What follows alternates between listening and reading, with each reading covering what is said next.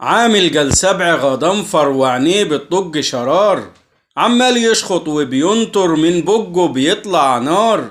شمشون جنبه هيتبخر، ده أسد وحش ومغوار.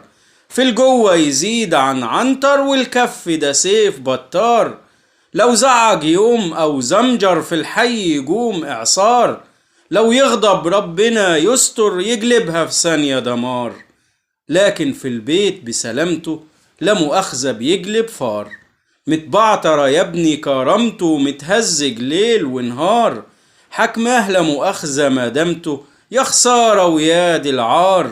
برا البيت يا عظمته، وهيبة وشموخ ووقار. في البيت مش هبقى ظلمته، لو قلت عليه صرصار.